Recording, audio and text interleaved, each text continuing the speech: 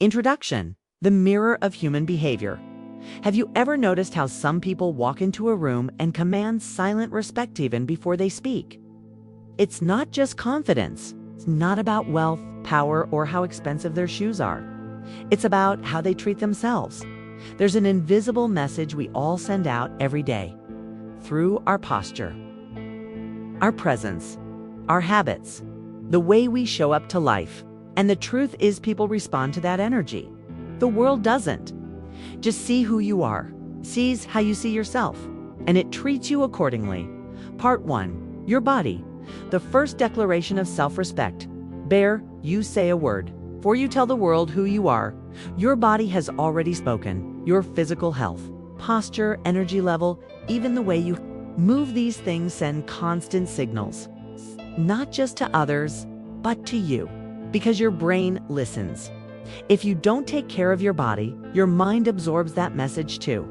I'm not worth the effort. But when you show up hydrated, nourished, rested, with a strong back and calm breath, you're telling the world, I matter. I am responsible for myself. I care enough to show up right. And people feel it. How to start: move your body daily. Not to punish it, but to honor it. Eat what nourishes, not what numbs. Get sunlight, touch grass, breathe deeply. Stand tall, not out of pride, but out of gratitude. This isn't about appearance, it's about energy. The glow of someone who respects their vessel is magnetic, and no brand of clothing can imitate it. Part 2. The hidden psychology: why people reflect you psychologically. We're wired to reflect what we see. It's called mirroring a subconscious behavior, where humans imitate the emotional states, tones, or energy of the person they interact with. Why? Because it builds trust and social cohesion. If you constantly speak negatively about yourself, dismiss your needs, or laugh off mistreatment, others will unconsciously treat you the same. You teach people how to treat you by the way you treat yourself. But the inverse is also true. When you move with calmness, when your words carry boundaries, when your self-talk is rooted in compassion, people adjust. They don't raise their voice. They don't push your limits. They feel the line you've drawn, even if you've never spoken it out loud. That's quiet power. Part 3. Why most adults neglect themselves and don't even know it. If you're over 25, chances are you've lived through some level of burnout. You've paid bills before feeding your own soul. You've worked through sickness. You've said yes when every part of you screamed no. And somewhere along the way, you told yourself, I'll take care of me later. But later never came. And slowly, without realizing, you sent your own heart a message: you don't matter as much. That message takes root, and it becomes normal too. Skip meals and call it discipline. Sleep for hours and call it ambition. Never cry and call it strength. But none of that is self-respect. It's survival. And survival mode dulls your light. You don't have to live there. You can rewire the pattern. Part 4. The ripple effect. When you begin to care again, something beautiful happens. When you start treating yourself better, you stop accepting crumbs. You stop over-explaining. You stop chasing those who never stop to care, because suddenly you're full. You've taken the time to become whole, and that changes what you tolerate. It changes the kind of conversations you have, the kind of people you attract, the kind of energy you walk with. People notice, and more importantly, you notice. You begin to trust yourself again. I won't abandon me anymore. Then that quiet promise to yourself becomes your strongest source of confidence. Part 5. Practical ways to care for yourself at home. You don't need a luxury retreat. You don't need a life coach or an expensive gym. Start where you aren't. Start small. Here's how. 1. Create a morning ritual. Your first 30 minutes set the tone. Don't reach for your phone. Sit with yourself, stretch, breathe, journal a single sentence. Today, I choose to care for me. 2. Keep a clean physical space. Cluttered home equals cluttered mind. Start with one drawer, one table. When your environment is clear, your thoughts breathe better. Point 3. Move your body every day. Walk, stretch, Do 10 squats before your shower. Don't aim for Instagram perfect routines. Just move. Movement is proof of life. Speak kindly to yourself. Catch your internal dialogue.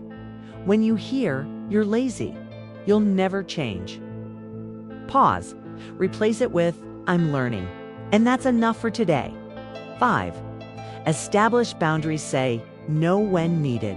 Respect your energy. The people who truly value you will adjust. 6. Feed yourself with intention, not with shame, not with guilt. Eat as if you were preparing a meal for someone you deeply care about, because you are. Part 6. What happens when you don't let not sugarcoat it? When you chronically neglect yourself. Others learn to do the same. Your relationships become one-sided. Your work environment becomes draining. Your energy is constantly leaking, and worst of all, you become resentful of others, of life, yourself. You may start to say, "Why does no one see me?" The deeper truth is, you stopped seeing yourself. That's the cost of prolonged self-abandonment, and it's not weakness, it's human. But it can be reversed.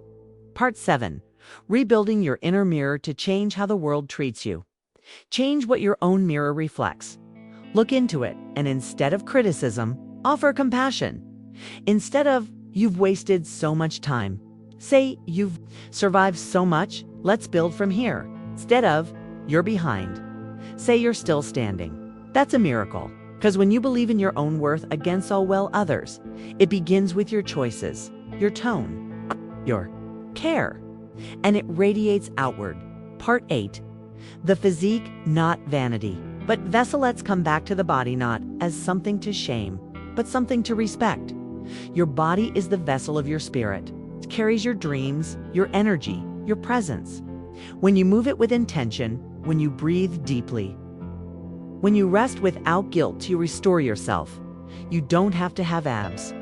You don't need to run marathons, but you do need to treat your body like a partner in your life, not a prisoner, and not an afterthought.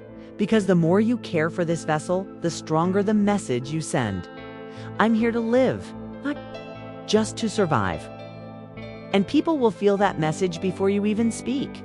Conclusion, you teach the world how to treat you every day. You walk through life teaching others what you will tolerate, what you believe about yourself, what kind of love you think you deserve. You teach them with your tone, your energy, your boundaries, and most of all with how you treat you. So the next time someone disrespects you, ask, "Have I been doing that to myself lately?" Because the outside world is often just a mirror. And when you finally start treating yourself like someone worthy of love, care, and respect, the world has no choice but to follow. Gentle invitation from Awaken Mindset. These words stirred something in you. If you felt a quiet truth rise from within, know this. You're not alone. We're building a space for people just like you who are done with the noise, who want to live with intention, who are learning to treat themselves with the love they've always deserved. Come join us. Subscribe to the Awaken Mindset channel for more deep reflections, quiet strength, and soul-level truths, because your journey inward deserves to be honored, and we're here to walk it with you. You matter. Start treating yourself like it tanned. Watch how the world mirrors it back.